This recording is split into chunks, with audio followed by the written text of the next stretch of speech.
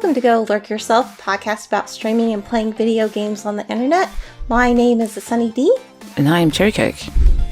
Hi, D. Hi. So things are a little bit different this week, yeah. Yes, we're used to having Crunk. You know. Crunk usually runs the show, so this is going to be fun.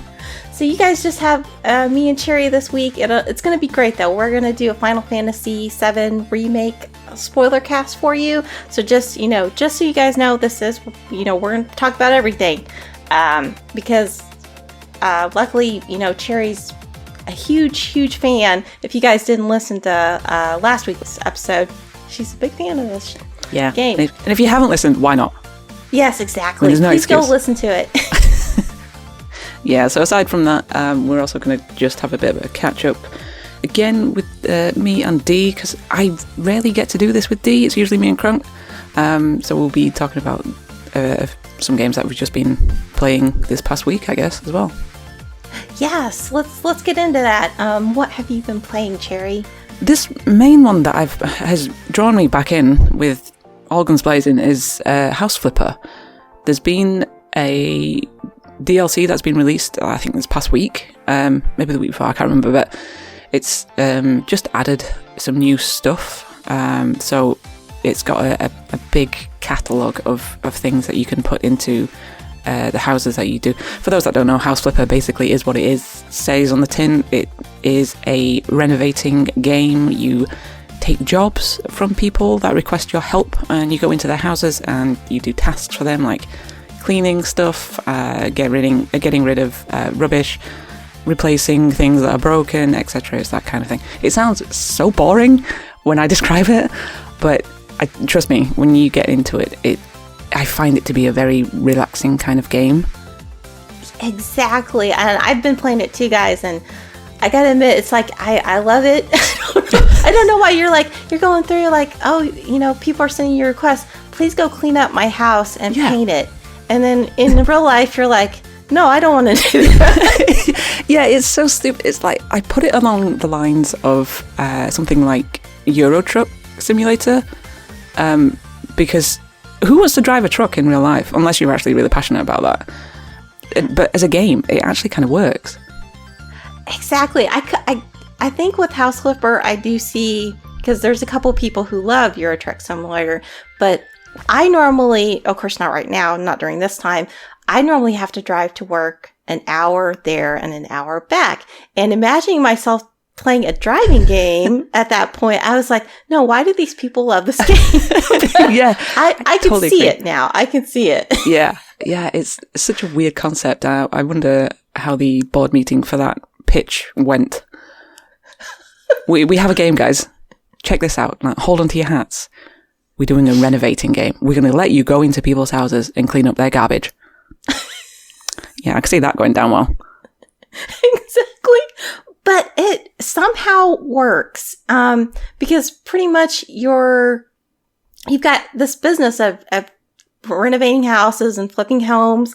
And at first you have to, and it kind of like eases you into it. At first you just do small jobs, like you go clean up houses, clean up all the trash.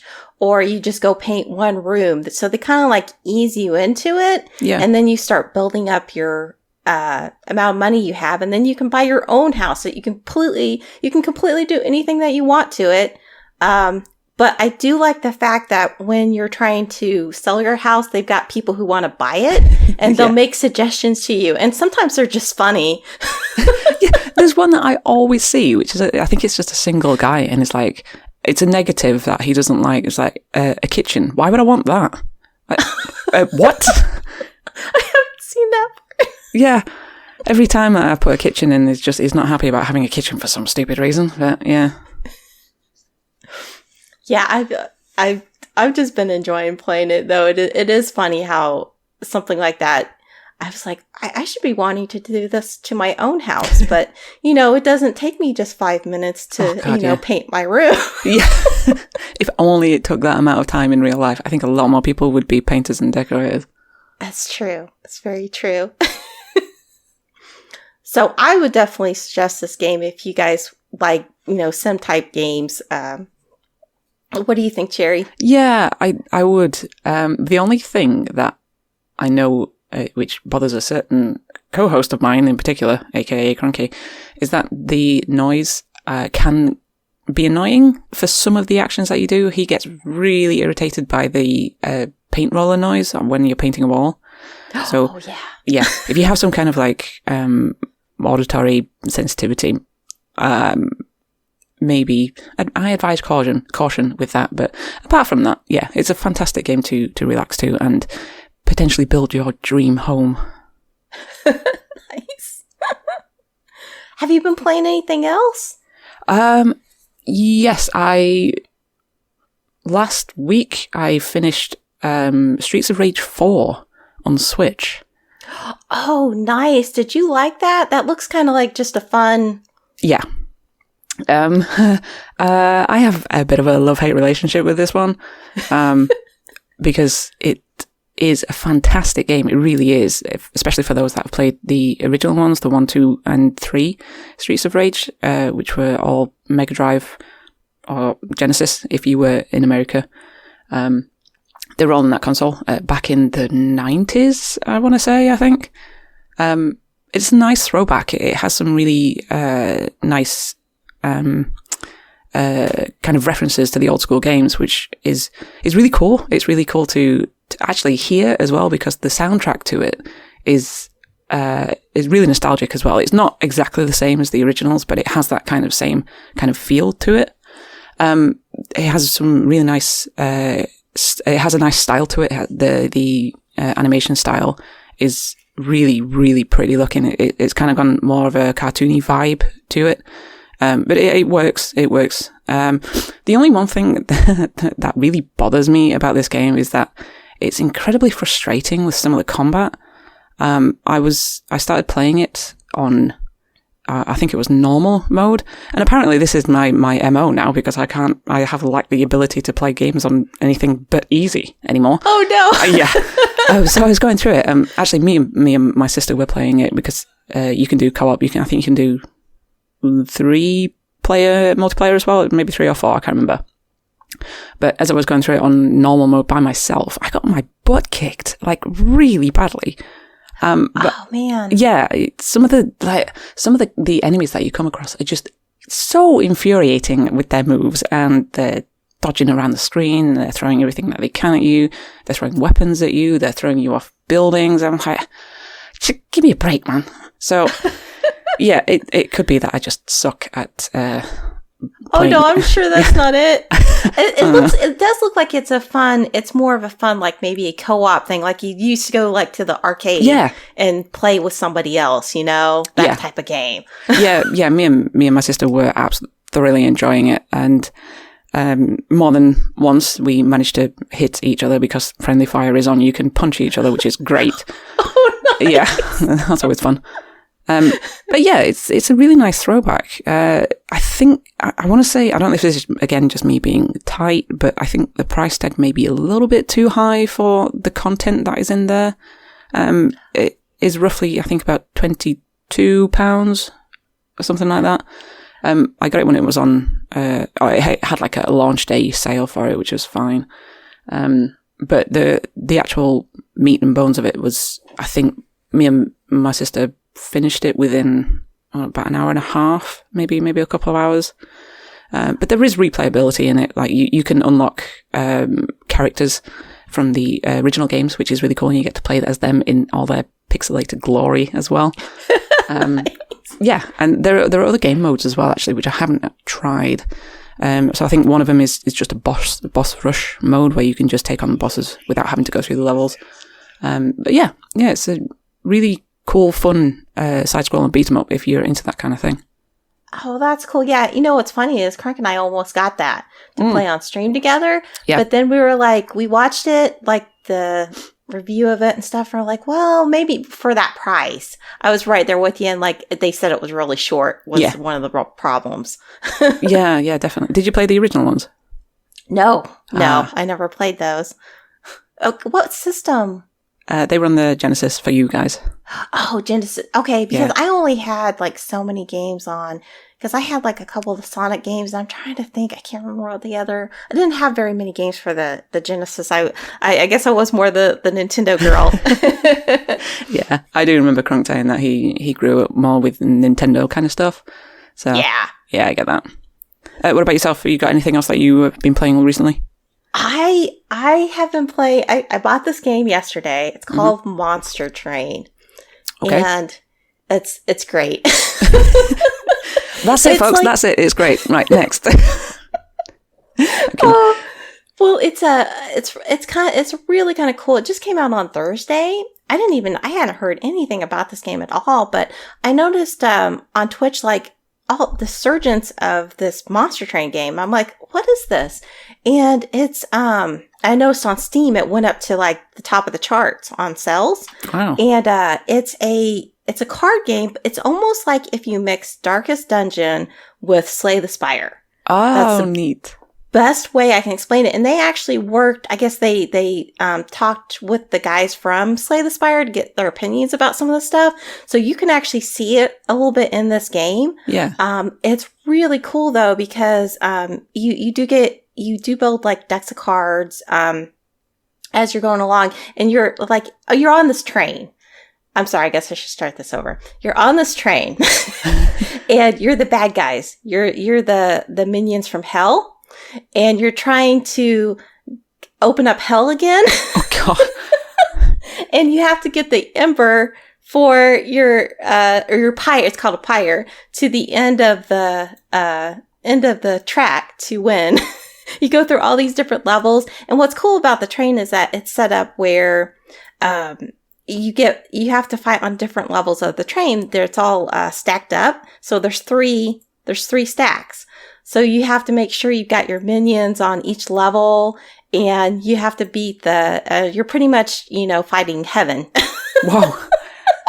That sounds cool. But it's really kind of cool. It's very different. The animation style is really cool. Like there's even some like really cute stuff in the game. I know it's funny, but there's like these little imps, and they're the cutest little imps I've ever seen. Hang on, I need to Google this just real quick. Yeah, you should. But I'm really enjoying it. It's really different. But yeah, it reminds me of Slay the Spire, because you're pretty much, trying to get to the top of the spire. This one, you're trying to get to the main boss and beat it so you can get past, so you can pretty much, keep the fires of hell going. Sounds like a great goal, I guess. Yeah. Sure. We'll keep hell going. Exactly. But I of course I did just buy it yesterday, but I played it from probably 7 o'clock to midnight last night. Oof. And this is funny. You guys probably actually, he's been on the show before. Our friend Wolf Trove was watching me. He didn't know about this game. I'm like, oh, I'll show it to you. And because I was streaming on Twitch, and I showed it to him, and he bought it last night, and he makes a comment in Discord. He's like, okay, I blame D for this. I bought this game, played it all night. He played it like all night until in the morning, and watched Star Trek Next Generation too. That sounds like a good night. Wow. So, I got somebody to buy it. How far have you managed to get up the tower? I have gotten to the final boss. Oh, and it was like, I was like, oh, I'm going to beat it. And no, I didn't. No. But it's one of those things. It's really cool too. It's got like 5 clans to it. You eventually open up all the different decks for these clans too, and you can combine them. So it's never the same too. So it's kind of cool. That it's like that. It's roguelike. Does it have any? To get the term. You mentioned that it was kind of like what was it? Darkest Dungeon and Slay the Spire. Yes. Slay the Spire has Twitch integration, doesn't it? Yes, it does. And I'll tell you what, Terry, I really kind of wish this had it too. That was my question. it would have been awesome because you do choose cards. Yeah. In this game, it gives you this choice. So it would have been nice. I don't know. Maybe I didn't see anything about it, but I wonder if I hope they're thinking about it. I hope they're thinking about it. Yeah, I think that'd be quite cool. Yeah, it's really cool. And what's nice about this game too, you can actually, if one of your friends is playing this game too, I actually saw Wolf. It shows you the records of your friends too. Huh. So it shows how many wins he had a win. I was like, darn it. You can see how bad your friend is doing. Yeah, exactly. No, but yeah, you can see their track records. One thing too, it's got multiplayer in it, but I guess it's kind of hectic. It's like whoever gets to the top of it first. Oh yeah. And you can actually make your own challenges too that other people can play. Wow, cool. Yeah. So I would suggest that to, if somebody really likes card games like that, go try it out. It's I think it's 10% off right now. I got it for $21. So it's got a lot of replayability. So nice. I've seen. Okay, since I rambled on about that, I apologize, guys. You did not ramble at all.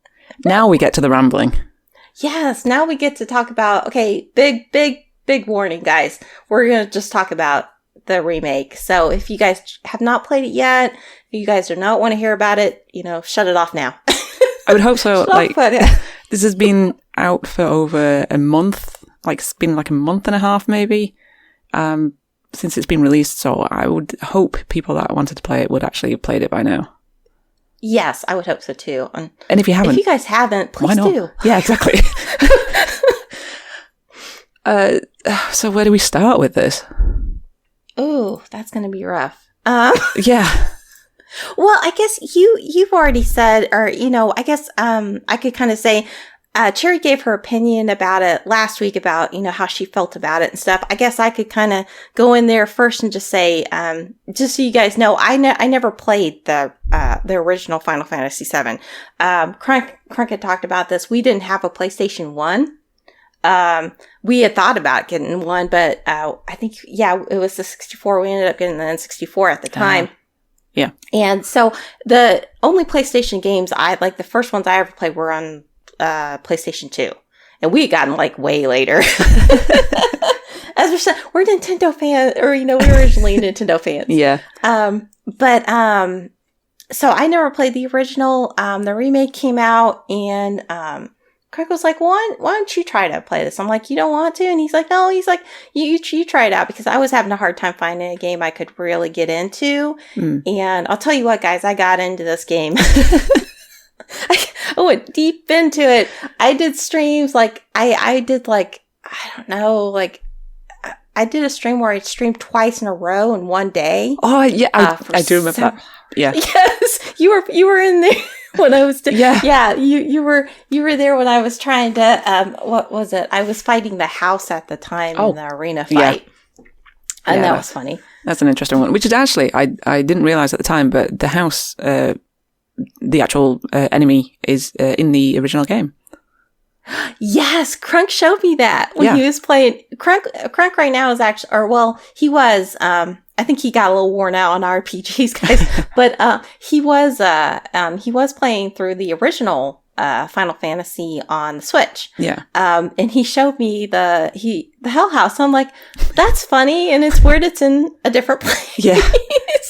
It doesn't look as good, obviously, but it's still it didn't. It's a nice throwback, actually. It's nice that they've done that. Oh yeah, that's a very rough fight. But I enjoyed it. Yeah. But I'm sorry, before we get that far ahead, I apologize, guys. But I enjoyed this game, and I think one thing I'm going to say about it, I think one reason I enjoyed it so much is that some people don't like linear games, but I a lot of times do. I love the Tomb Raider series. Thanks to Cherry, of course. Really? Was that my doing? Yes, you suggested it to me. Awesome. But I love linear games because there's certain times where open world games can be good, but it can be overwhelming. This game was mostly, okay, go to this area, do your quests, here's a story moment, go to the next area, here's a story moment, do your quest. And I love that. And I enjoyed the fact that it wasn't like a huge amount of time too. I love RPGs. Trust me, guys, you will not find a bigger fan than or JRPGs than me of Dragon Quest XI. If you guys have not played Dragon Quest XI, I highly suggest it. But I put 120 hours into Dragon Quest. Wow. And I would say, I think my ending time on Final Fantasy VII was 50 hours. Ooh. And I think I did some of the side stuff. Nice. I think you can get it done in like 35 to 40, right, Sherry? Yes. I think. Yeah, my first playthrough which was entirely my fault. I think I ended up rushing some of the areas. But I think my first one I finished within, I think it was about 35 actually, now you say that, yeah. Oh, nice. Yeah, so I spent, well, Chris, there were a couple times where I'm like, what am I doing? Oh, yeah, I did that. But the problem that I had with this was, I think I may retread some of the stuff that I've already said, so apologies if you guys have already listened to last week's episode. But the problem that I had with it was because I had played the original, I'm such a huge fan of the game, I knew, or at least I expected, I knew what was going to happen because it was following the storyline to the original. So I wanted to get to the storyline instead of having to do all these annoying little side quests and fetch quests. And, when you you meet Tifa for the first time and you're in Sector 7 and she's like, oh, we can do these errands. We need to go get some filters, blah, blah, blah. And I'm like, oh, yes. I don't want to do this. I just want the story. I don't care about this enough. So that was my problem with it to begin with. And I kind of did the same thing when you go and when you help Aerith, in her, is it Sector 5? I can't remember. Again, it's like helping the kids that are around with the orphanage, and you do all these little side quests for them. I was like, again, I don't care about these kids. Who are they? Why are they relevant to me? I just want to progress the story, and I know what's going to happen. But I did a bit of reading after I'd finished the first playthrough, and I don't know if you know this, Dee, but some of the choices that you do or some of the things that you do affect some of the things that happen in the game. Oh, yes. So, I did hear about this. Yeah, so if you be, which is like the model citizen, what they call it, not a mercenary, is it? What do they call him? Cloud. Oh, soldiers. Oh, no, like... for hire, mercenaries. You're right, mercenaries, I'm sorry. No, it's fine. So if you do all the side quests for helping Tifa and Aerith, sorry, I will continue to call it Aerith, I do apologise, but that's just what I've grown up with. You determine what dress each of them wears. What dress Aerith wears, at least. Tifa, you can determine what dress she wears in a little cutscene before you leave Sector 7. So there's some choices that you can make which define... It's not a massive deal, but it is interesting that you can get different outcomes from some of the stuff that you do. Oh, yeah. It's kind of nice when they put just those little things that you can do in there, because I could see where like some of those side quests, you're like, really? Yeah. Do I have to go do this? Yeah. And you could kind of see the age of that game where it came from with some of those, with some of the fetch quests. But I do appreciate that they did a pretty good job with the map. Like, okay, this is where this side quest is, go here. There was a couple of times where I got confused, but I finally figured it out. But it wasn't very often, though. I do have to admit, they did a pretty good job pointing out where some of the quests were. Yeah, I will fully admit that I had to, at one point, look up how to actually get the map up on the HUD, because I somehow made it disappear. But it's, yeah, if you press, I think it's L2. If you press L2, you get like the choice of the bar one, or if you press it again, you get the choice of the little square one that's in the corner. Oh yes, that's what. Yeah. Somebody had told me that while I was streaming. They were like, "You can do this." I'm like, "Oh, that helps me out a lot." Yeah, I had to look that up. I don't know if it was like told in any of the part of the game, but I was like, oh, where is my map? I'm so annoyed. Has it glitched or what? So yeah, I had to go and Google it, but yeah, I managed to get back. Oh, nice. Yeah, because some definitely some of those questions are like, I'm not sure, but I did them, and they weren't like super time consuming, which was kind of nice. No. I almost wanted to like 100% them. I'm like, should I 100% this area? And then I'm like, okay, wait, well, back away. I need to come up for air. Well, see, this is why I have done a second playthrough, because I know I rushed the first one. So I wanted to go back and actually, because I never finished any of the entire catalogue of side quests, that were in the sectors. I never finished them in the first playthrough, so this is why I'm going back a second time to actually go and do them. Yeah, that's cool. Have you finished it, or are you still going through it? I'm like on the last chapter, which in and of itself needs, oh my god, so much explaining and describing. Can I ask, what did you think of the ending? This is coming from someone that hasn't played the original as well. Exactly. I haven't played the original, guys, just to let you know. I really enjoyed the ending, but I felt like I was always on edge. Yeah. From one hard fight to the next. I was just like, okay, do I get a break? Yeah, it's quite intense, yeah. It's very intense, especially the last two chapters. I'm like, okay, I'm getting closer. No, I'm not. It was funny because when I was playing through it the first time, I had to look up how many chapters were actually in the remake. And I think I got to chapter 16 when you go into the Shinra headquarters building. And I was like, there can't be much more of this left. There has to be like maybe one more chapter and that's it. So I was expecting it to end quite like relatively soon after you escape from their headquarters. And then they go and throw that chapter in where you end up fighting literally fate, I guess. Yes, I heard. Oh wait, do we need to, are we okay to talk about that already? Or, okay, yeah. People have had enough spoiler warning, I'm sure. Well, because I heard they kind of threw that in, like they felt like if they hadn't, then maybe like the people who had played the original weren't going to be very happy that they didn't end it with this huge fight with Seraph. And I was like, well, I guess I could see that, but I almost felt like it would have been fine if they had ended it. And this was a tough fight in itself, was when you're up on the Shinra roof. Yeah.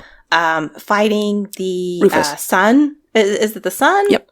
Of the Shinra Empire? Technically the president, because the president got killed. So, yeah. Yes. He got killed. Yeah. Yeah, he got killed. He gets killed in the original, so don't worry, yeah. And I felt like if they had just maybe did like maybe some sort of scene after that would have been okay, because especially if people knew that, more was coming out. But I mean, it was a good fight. I enjoyed it. And then everything afterward. But I could see where people kind of felt like, oh, well, they just stuffed this fight in there. Yeah. I can definitely see that as well. The thing is that I think what I was most surprised about, I don't think I was particularly disappointed at the time, but it was most surprising because the entire remake had stayed true to the original story up until that end point. So everything that I'd done before. And when you get to, you go to the Shinra building, you fight Rufus, you fall off, well, you don't fall off, but you escape. You go through the highway, you do the whole fight with the big mech, and you come to the end of it, and the end of that sequence in the original is that you just stand at the outskirts of Midgar, and that is where you go out into the open world, and the whole saga begins, I guess. So I was kind of expecting that, and then for them to throw in this huge plot twist / fight, whatever, I didn't really know what was happening, and like I said, I wasn't disappointed. I was just kind of like, what is going on? I didn't expect this. I don't know what's happening. Can someone explain, please? Oh. So, yeah, it was a bit shocking, which I can understand, which the fans of the original game. So I do know some were upset about this edition, but I said this to Crunk last week, I think, or the week before, and after reflecting on it a little bit, I am very, very curious to see what they're going to do with the next part, because I have heard conflicting reports were saying that they're going to change the whole story to it, or they're now going back to the original. People weren't happy with it, so they got complaints, and it's a whole thing that's up in the air. So I'm really looking forward to what they're actually going to do now. Oh yeah, I am too, because you telling me that's like at the, after you fight the Beck and you're at the end of that road, you're going to Midgard, then I'm like, that was just the beginning of the story. Yeah, literally. In the original game, that takes about an hour. Really? The whole thing, yeah. The entirety of the remake, from the beginning to the end of the highway, I think takes maybe an hour, maybe 2 hours. But yeah, that took like 35 hours. So, yeah. Wow, that's amazing. Yeah. But I understand why they may have felt like it was a bit of a non-ending, because nothing really happens at the end. When the original, when they just get to the end of the highway, they're just like, okay, let's go find Sephiroth and do stuff. So I think to end the remake there may have been a bit anticlimactic. Yeah, and that's probably why they didn't want to do it that way. Yeah. I mean, yeah, I could see that. So I guess I have more patience than I used to for stuff like that. Yeah. Yeah, true. Yes, I get that. As a kid playing stuff like that, I'd be like, yeah.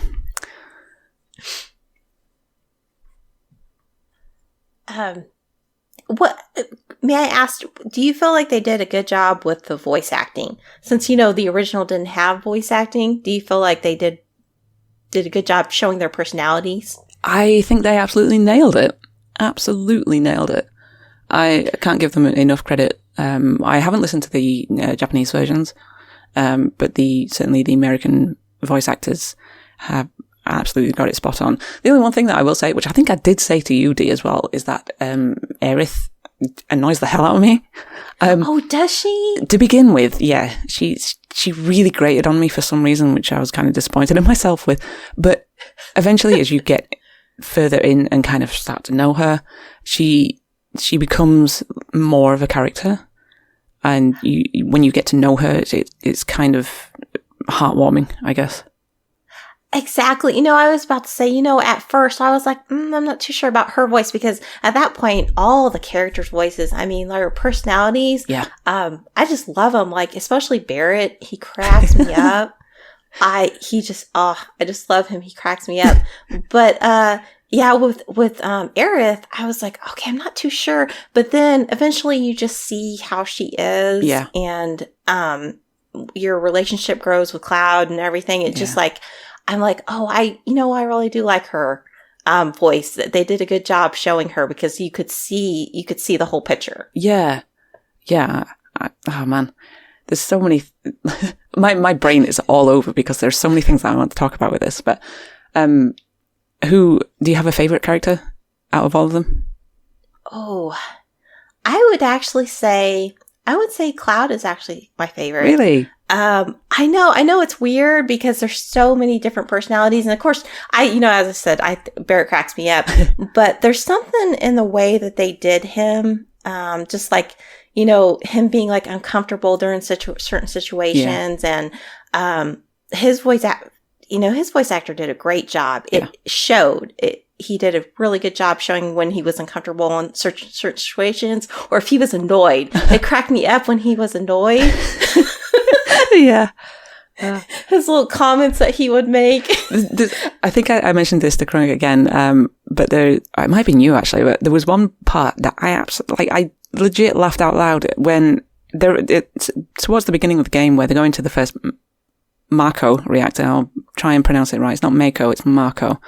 And they're in the lift, and Barrett is having this massive tirade about like how everyone's hurting the planet, and he can hear the voices and he can feel the pain.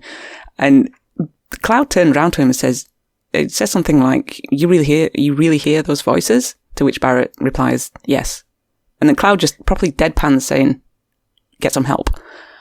It just made me laugh so hard. I don't know, just like the delivery of it just absolutely had me cracking up. Yeah, they nailed that. They nailed that with some, because what I enjoyed is that they did put the humor in there with it. Yeah, it was. Go on. Oh, I was about to say, like, some of the, like, the 90s stuff you could see come through, too. Yes. And it was cracking me up. Which, again, I never realised this, but you pointed it out when you were streaming it, that Biggs, I think it's Biggs, is a Charlie Sheen type character. Yes. And you don't like him. I'm sorry.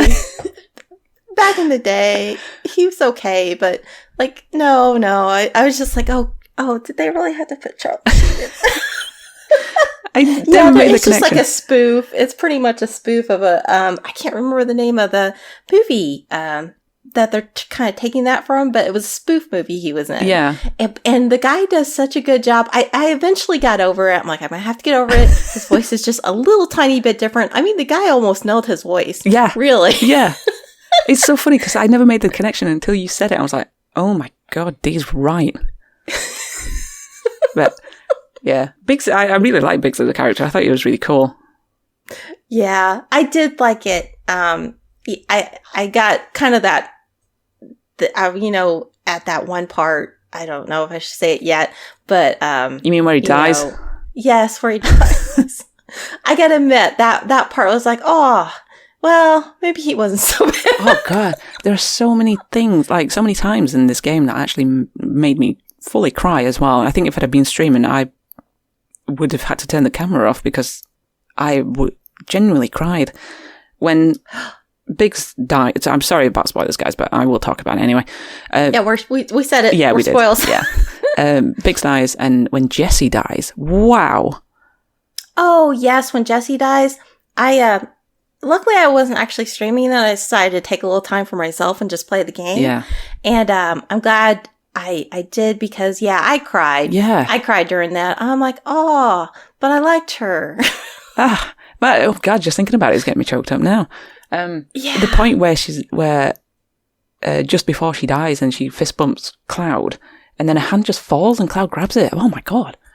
It wrecked me. Oh, yeah. And then Tifa starts crying and I was like, oh, I know. I'm going to cry and now I have goosebumps. Yeah. But I'll give them credit because in the original game, they didn't flesh the characters out half as much as they have done with this one. So I think it's probably what is making their deaths more meaningful and more hurtful even, because we know more about them. Jesse is very full on with Cloud, by the way. Yes, that you can definitely tell that. I think she might like him. Just a little bit. I wanted to make that pizza for you, and I was like, when she said that, I'm like, no. Oh. You want me a pizza? In heaven, Jesse. I know they did a great job with those scenes. I'll tell you what, the cinematic scenes in this game are just amazing. I mean, just so you guys know, if you buy this game and just play it on, isn't there a story mode? There's story and easy? I'm not entirely sure. Well, even if you played it on easy, just so you can see, I mean, it's like watching a movie. Yeah. It's like amazing. That's why I loved the fighting and then the scenes. Yeah. And that's why I never felt like I was like worn out from playing it. I'm like, I'm just enjoying this. I want to play it as much as I can. Yeah. I will say that, me being so obsessed with this game, I have sat and watched just the cutscenes on YouTube. Nice. Which I think there were about 15 hours worth. Something like that, maybe. Maybe not that much. But yeah, just the cutscenes alone are just incredible to watch. And the other thing is that there are different cutscenes that you can get, which lends to replayability. If you do get one time round, you go back and play it and then potentially get another one the second time round, which is really nice. And Dee, do you remember when you're in Aerith's house and she has been captured and you end up staying the night and then Cloud gets up and she has been captured. Cloud gets up and he walks into the garden. Oh, I love that scene. I was about to talk about that scene. Which cutscene did you get? I got the one where he goes up and he talks to her, and she says to him, "You might think you're in love with me, but that's not real." And then you could tell, like, he's like, "I want, don't I have a say in this?" Yeah. And I'm like, oh, that gave me goosebumps. Yeah. My first playthrough, I got that one as well. I got one with Aerith. And yeah, you can't fall in love with me. Oh, man. Straight to the heart. I was like, oh, yeah. And I was like, oh. Yeah. And then when he says that, I was like, I think that's one reason I like him, because he got over it. You could tell that at first he was uncomfortable. He's like, no, let me have a say in this. And I'm like, oh, I love it. And then he reaches out to try to grab her, but she's obviously not there. Oh, yes. I think that's part of what made me like Aerith a little bit more. Yes. Just that little scene.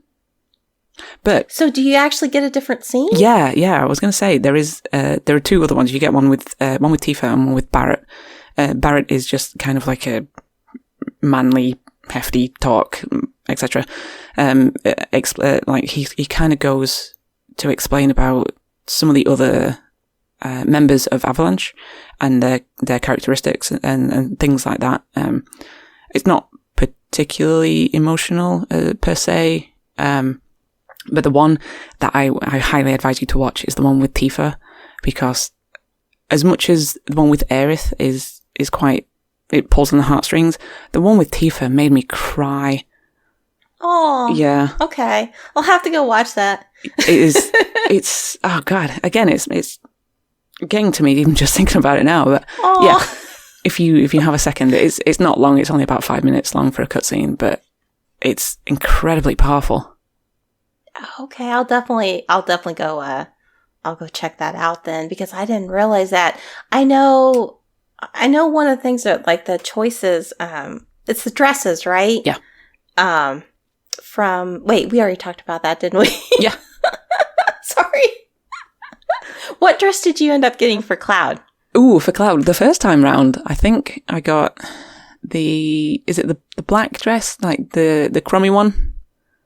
Yeah, like with the real high neck. Yes. Yeah. And like the, yeah. Yeah. So funny. I wasn't very good with the rhythm game that they introduced, so I kind of failed. Neither was I. I'm right there with you. To be fair, Dee, if you play through it again and you get a different dress for Cloud, there's not a great deal of difference. I mean, he still looks like he does, but it's just like kind of like the colour, I guess, changes. Isn't there a pink one with a tiara? Yeah, that's like the best one that you can get. And even then, it's just like, why would you choose him over Tifa?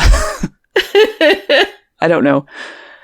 That was a creepy scene right there. Yeah, Don Cornell. He is a character. Oh, yeah, I really wanted to get rid of him pretty quick. God, he made my skin crawl when I first saw him. I was like, ugh. Even his voice, like his voice actor was just, oh, God. Oh, yeah. Oh, man. Anything else? I was trying to think what else we could cover. What about the combat? How are you finding the combat? Oh, I love the combat. It's so funny because I know it was originally like just normal turn-based. Yes. But they made it more real-time, and I loved it. Even though you could do like the, choose the different, like it kind of like slowed down for a minute, and then you could pick what you did.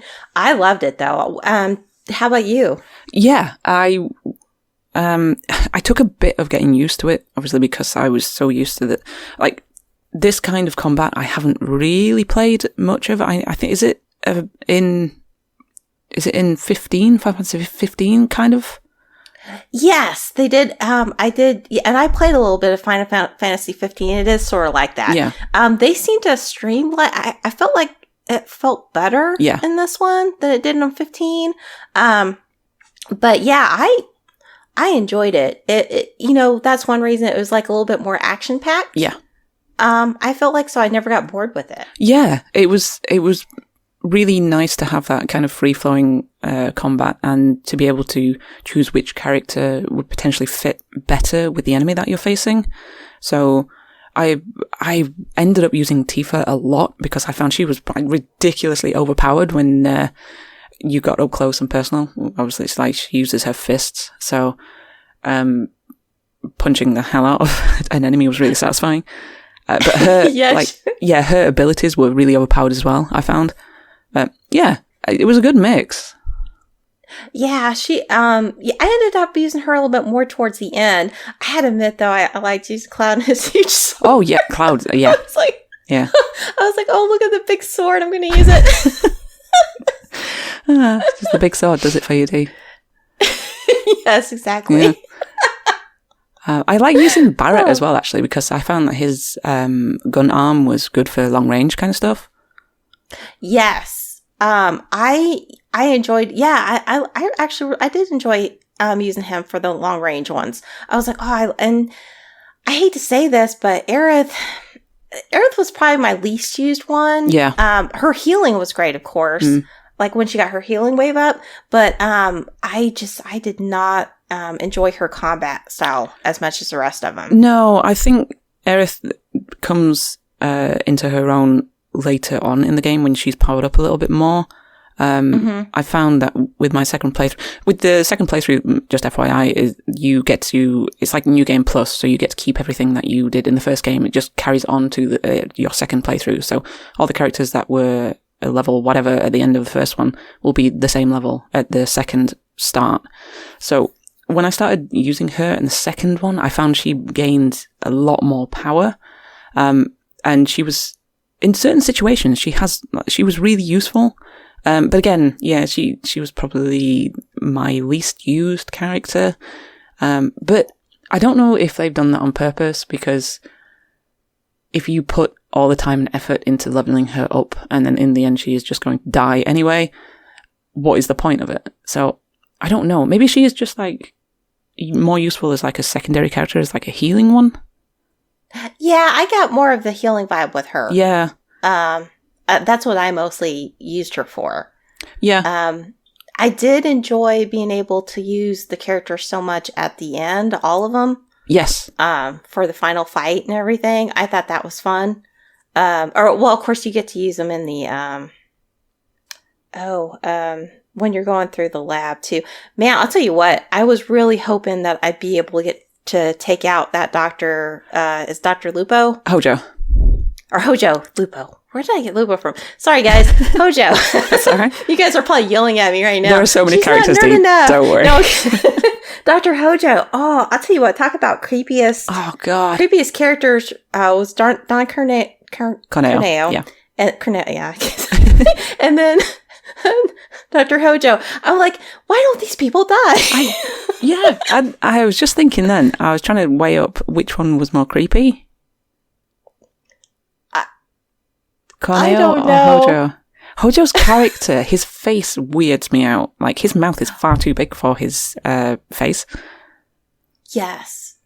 They did a good job making him creepy. Yeah. That's for sure. Like, his laugh and everything. I'm like, oh. Yeah. Yeah, I don't like it. He's a weird character. But he has been weird anyway. Like, his backstory is one hell of a trip if you ever get to read about it. Yeah, Crank showed me one part of the old game where he's like, yeah, he's trying to who was it? I think he was in the lab and he was saying that Aerith, he was trying to get her pregnant by the dog, I think? With Red 13. Red 13? Yeah. Yes. Yeah. That was weird. I was like, what? Again, this is something that I talked about last week, but I think, but I didn't realize when I was a kid that was what was happening. So I never cottoned on to the fact that he was just there to try and, because basically Red 13 and Aerith are descendants of the ancients, and there's no purebred ancient left living. So he's trying to create one by merging them together. And merge he tries, but fortunately they jump in and manage to save them before anything else could happen, because my God, that would have been weird. Yeah, I was going to ask you what you thought about Red 13 because I didn't really know anything about him. I thought he was a cool character. I was like, oh, he's really cool. Oh my God. When I heard Red talk, I was like, oh, he's just how I imagined. He's so cool. It's unfortunate that we only just meet him right at the very end of the game, and we never actually get to play as him in this particular part. But as a character, he is one sophisticated cat dog thing. I'm not entirely sure what he is, but wolf type. Yeah, I don't. Yeah, I was like, when I first met him, I'm like, oh, who is this? I want to know. And then when he almost got Dr. Hojo, I'm like, he's gonna get him. No, shoot. Did you know he talked? No, I didn't realize until after they I was like, well, what is this? Because I was at the scene where he got broken out and stuff. I'm like, oh, is he going to attack him? What is this thing? Is it another monster I'm going to have to fight? Yeah. So no, I didn't know that, he was going to talk until after, she communed with him pretty much. Yeah. Yeah. Which is another thing that I'm not entirely clear on, what Aerith's power is. Because she does that, or she kind of does it, I guess, with, Marlene, when she goes to rescue her, little Barrett's kid. Oh, yeah. When she rescues her from the bar, and she kind of touches her head or something like that, and it has like a power on her, and she calms down. But I'm not entirely sure what that is. Yeah, I know, because I guess the whole thing about the ancients, they were able to commune with the earth, correct? Yeah. Or, well, their earth.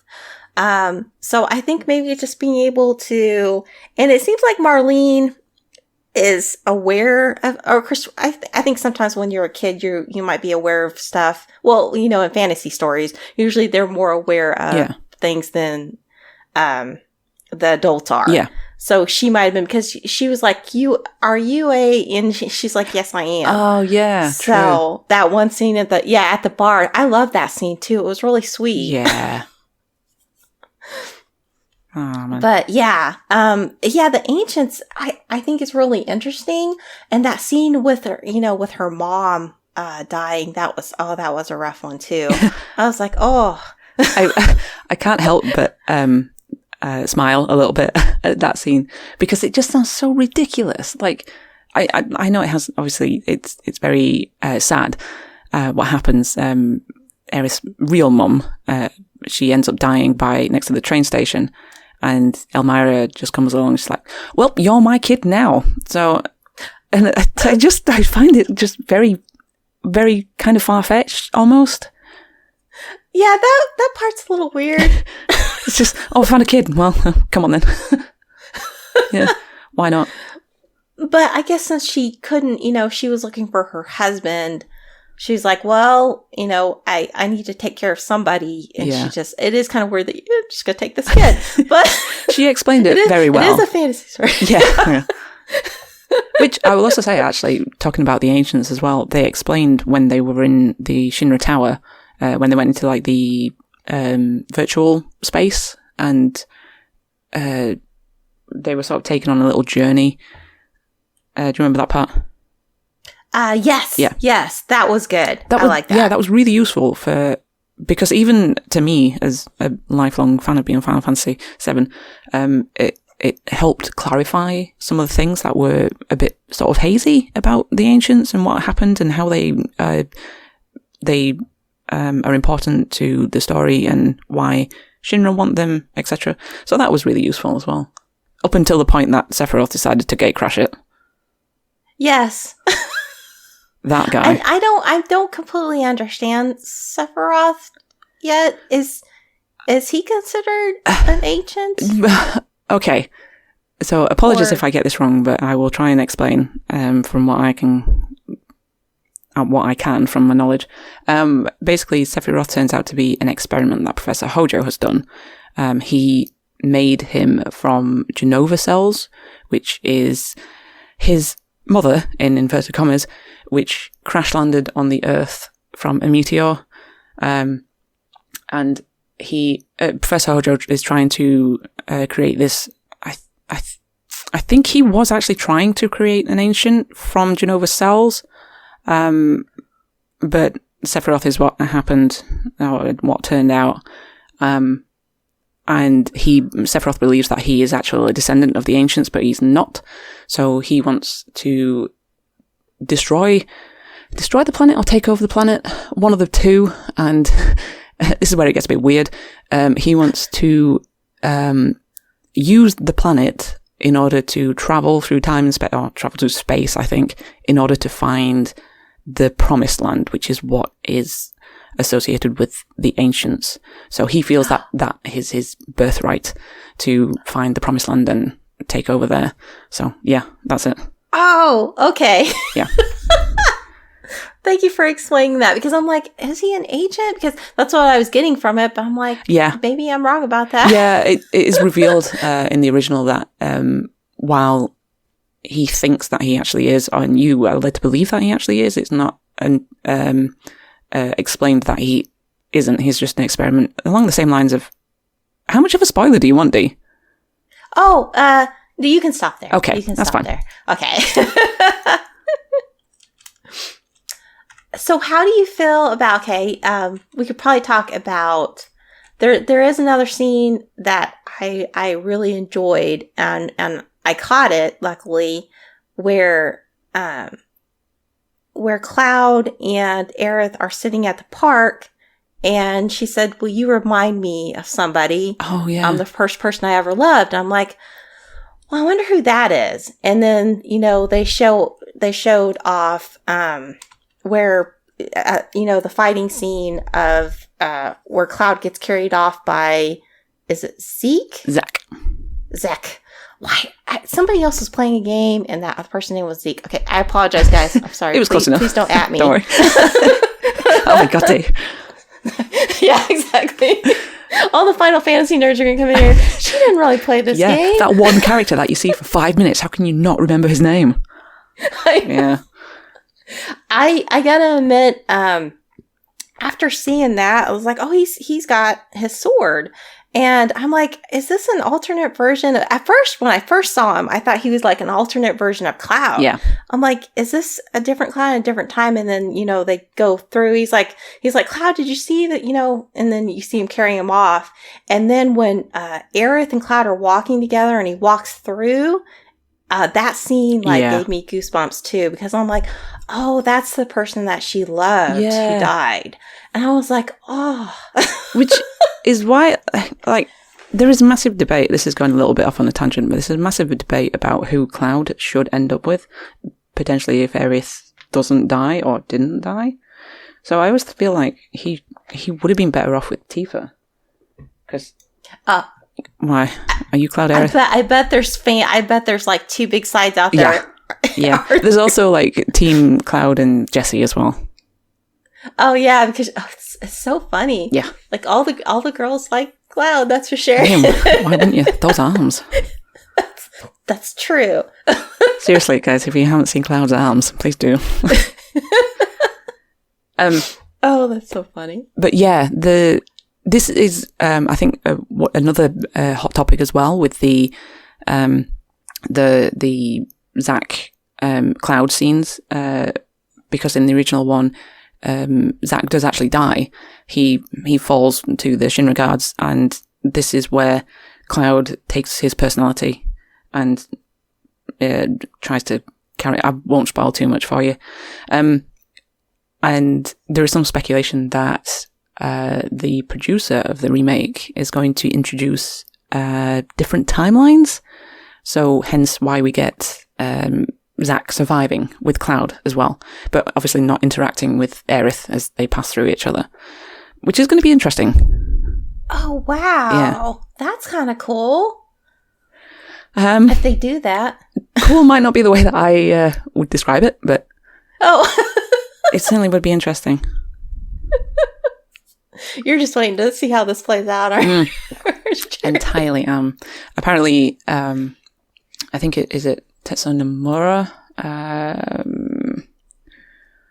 Hang on a second. I can't remember if it was Kitase or Nomura. One of the two, anyway. has some. He was the producer or director, I can't remember which one he was, of Kingdom Hearts. And Kingdom Hearts has a lot of timeline story issues. Well, yes, story issues as well. Yeah, that's the other thing I think people are worried about. Is just going to make an absolute mess of it.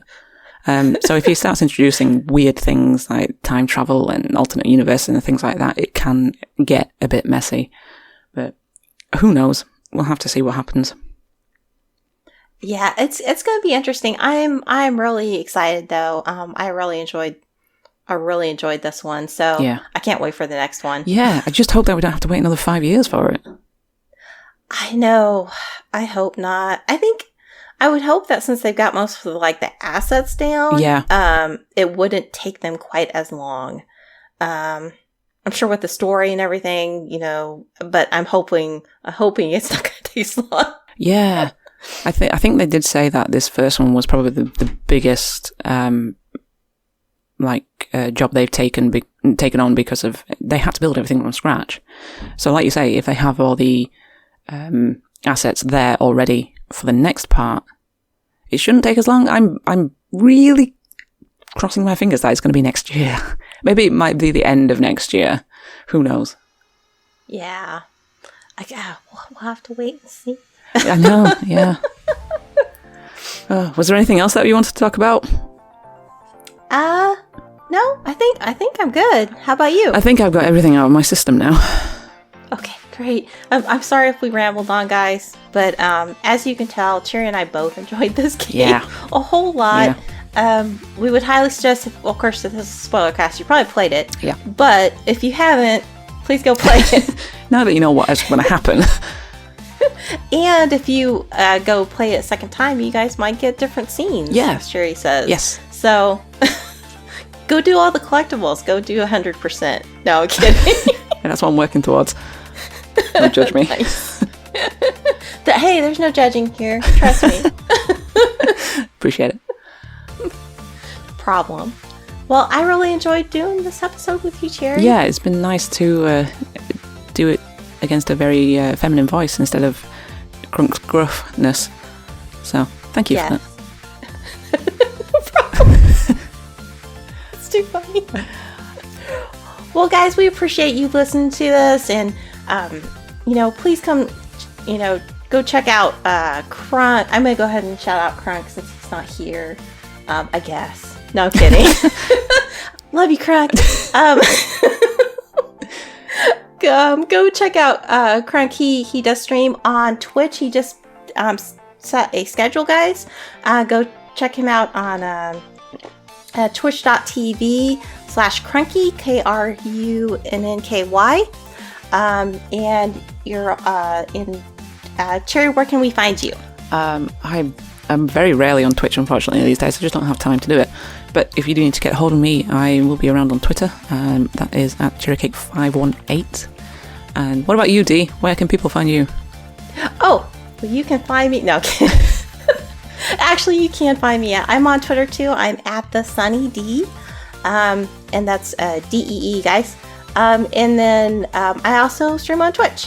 I don't stream as much as I should or I want, but once in a while you can catch me. I'm I'm at twitch.tv/thesunnyd. And thank you guys again for listening to us, and we'll see you on the next podcast. Thank you. Bye. Bye.